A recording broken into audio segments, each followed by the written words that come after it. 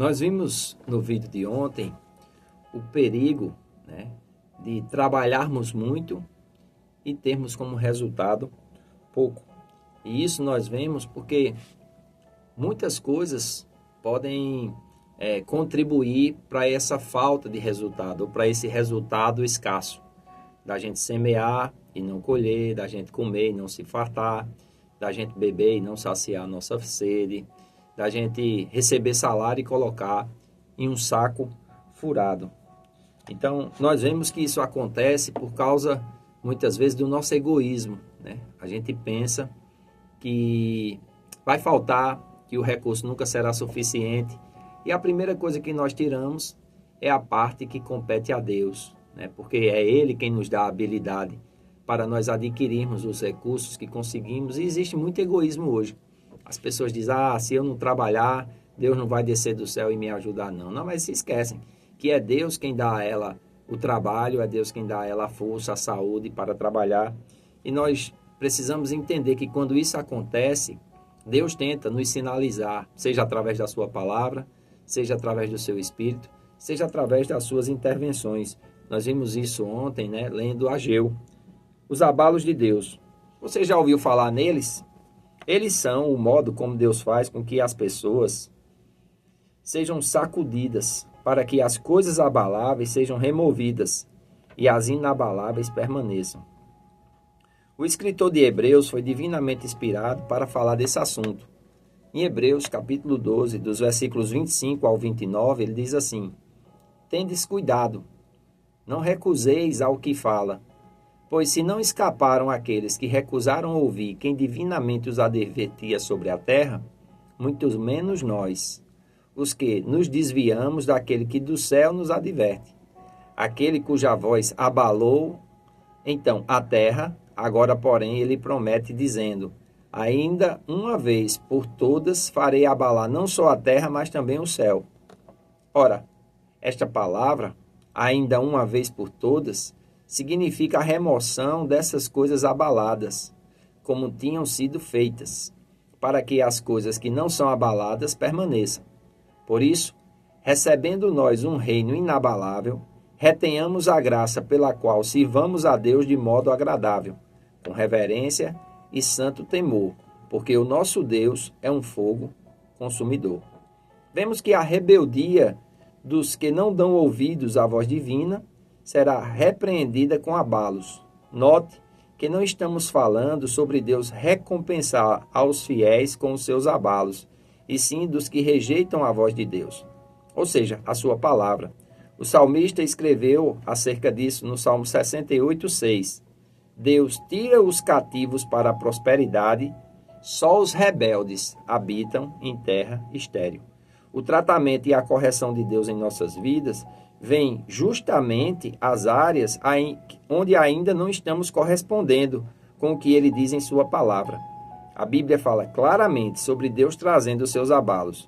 O texto fala de tremores de terra produzidos por terremotos e, simbolicamente, mostra as perdas que não são oriundas apenas de um saquetel furado, mas de abalos que Deus traz sobre o seu povo. Ageu foi a primeira voz profética que se levantou entre os israelitas depois do exílio na Babilônia. A reconstrução do templo foi interrompida e estava parada por cerca de 15 anos. O povo não se envolvia na retomada da restauração, dizendo que o tempo de reconstruir a casa de Deus ainda não havia chegado. Então o Senhor o enviou com uma mensagem de repreensão ao seu povo, mostrando que enquanto eles não se importassem com o estado da sua casa, ele prosseguiria abalando a vida financeira deles. Existem abalos na sua vida financeira. Isso não quer dizer que é Deus que está fazendo, mas isso pode ser Deus te mostrando para que você volte a ser fiel ao Senhor. É muito estranho vermos Deus dizendo que ele fez com que o muito esperado se tornasse pouco na colheita do seu povo, e ainda depois que ele assoprou sobre o pouco, fazendo-o dissipar.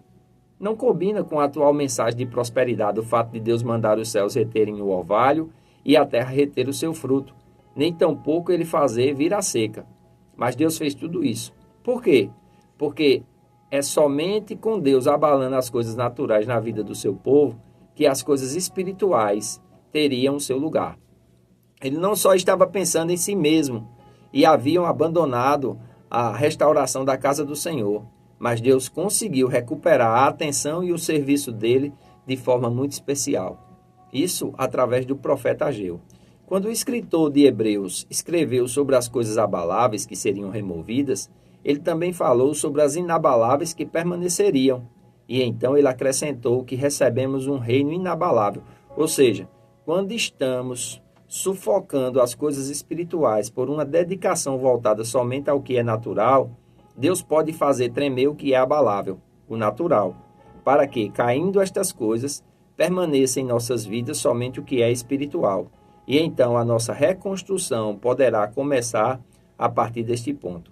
De nada adianta edificarmos somente para nós mesmos.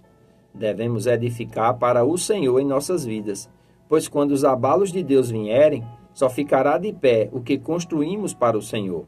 E o que é nosso e o que é humano cairá. Em Lucas, capítulo 14, versículos do 28 ao 30, Jesus assemelhou a vida cristã à edificação de uma torre, mostrando que também edificamos no plano espiritual. Tenho percebido isso não somente em minha própria vida e igreja, mas também em contato com muitas outras igrejas e pastores.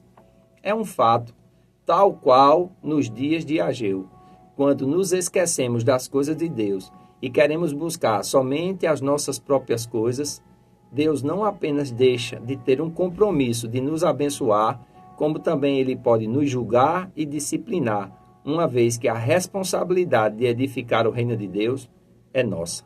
Porém, quando agimos de forma correta e colocamos o Senhor em primeiro lugar, tudo muda. A bênção e a proteção divina fluem milagrosamente e abundantemente. Então é importante nós entendermos essas disciplinas como correções.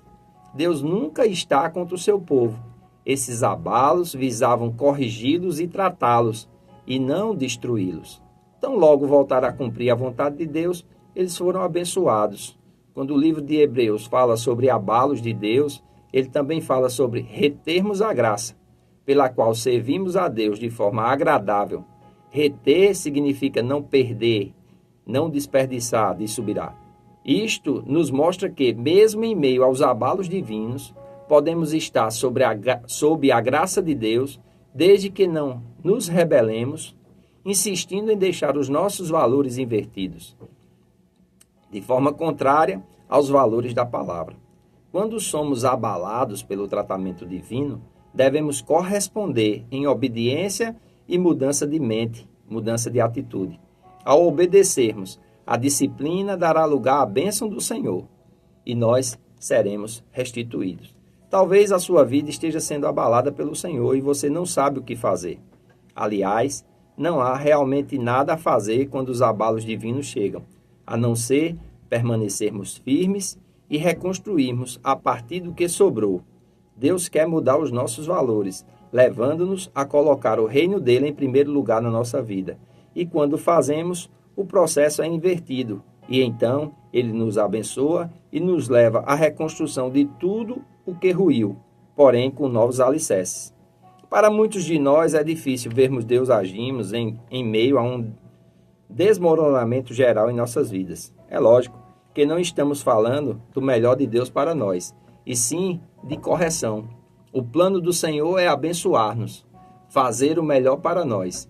Creio que o Pai prefere não ter que abalar as nossas vidas. Contudo, é devido à dureza dos nossos corações que Ele nos trata desta maneira.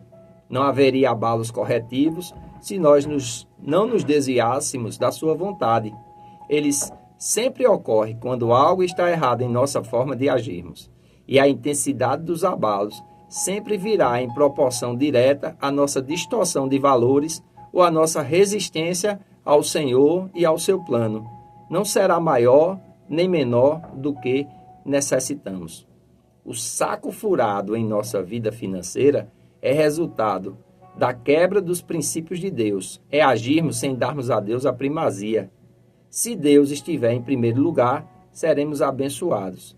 Mas se não dermos a Ele a primazia, seremos julgados. Portanto, Já é hora de mudarmos a nossa postura quanto à questão de investirmos na obra do Senhor. Ele honra aqueles que o honram, mas aqueles que desprezam ao Senhor também serão desprezados. Essa palavra não tem o objetivo nem de trazer medo, nem de constranger os irmãos, mas somente de fazer você pensar.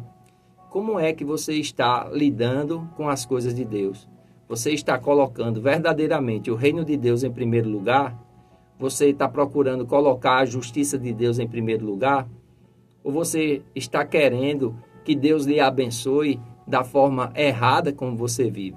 Se Deus fizer isso, Ele estará lhe abençoando para a sua própria ruína e perdição. Ele jamais fará isso. Como um pai que ama o seu filho, Ele nos corrige. E Ele nos corrige de acordo com a sua palavra e com o seu espírito, e abalos, que abalam aquelas coisas que podem ser abaladas na nossa vida.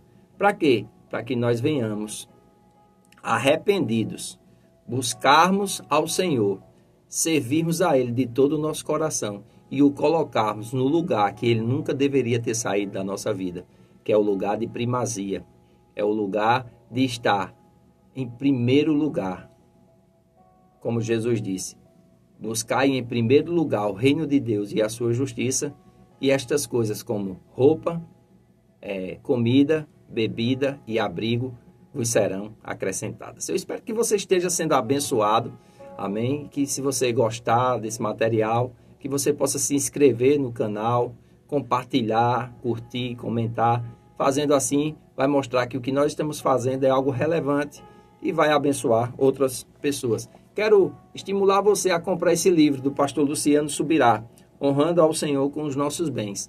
É um livro muito edificante, equilibrado e com certeza vai nos levar a evitar os abalos de Deus na nossa vida. Eu faço votos por tua prosperidade e saúde, assim como tua mente, como tua alma é próspera. Que Deus abençoe e até o próximo vídeo.